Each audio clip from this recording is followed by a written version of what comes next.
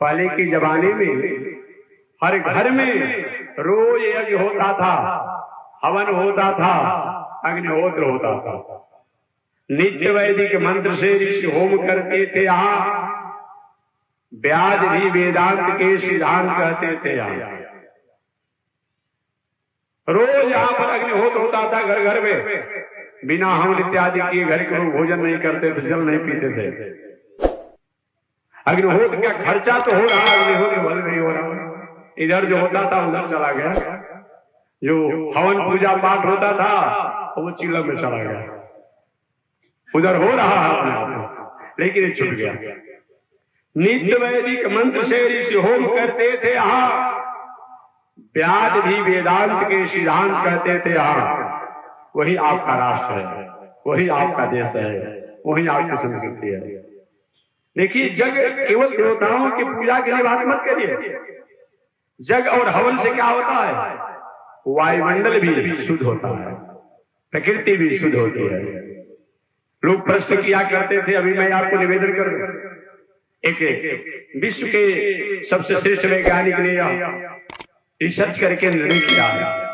भारत के वैज्ञानिकों ने रिसर्च करके निर्णय किया है और उत्तर प्रदेश के रिसर्च करके वैज्ञानिकों ने निर्णय किया है, जो तिल, घी और हवनीय पदार्थ का जो आहुति की जाती है, हवन किया जाता है, इसी ऐसा अपने आप में गंध निकलता है, एक धूम्र निकलती है, एक वायु निकलती है, जो प्रकृति में रहने वाले संक्रमण और संक्रमण करने वाले वायरस होते हैं, कीटाणु होते हैं, उन पर इसकी बहुत बड़ी बढ़त होती है और रोकथाम करने में अपने आप में बहुत बड़ा सहायता प्राप्त होता है। प्रकृति के साथ जो हम छेड़छाड़ करते रहते हैं, जिनके कारण कभी सूरज में ओजोन में छेद हो जाता है, कभी सूरज में कुछ हो जाता है, कभी और कुछ हो जाती है। ऐसे ओजोन के छेद को अगर भरने का कोई काम करता है, वह क्या है? ये हवन के अपने आप में हवनीय पदार्थ के धुआं और वायु द्वारा ही होता है। वैज्ञानिकों द्वारा कभी आप गूगल पर ही पढ़ लीजिएगा और भी कहीं पता कीजिएगा।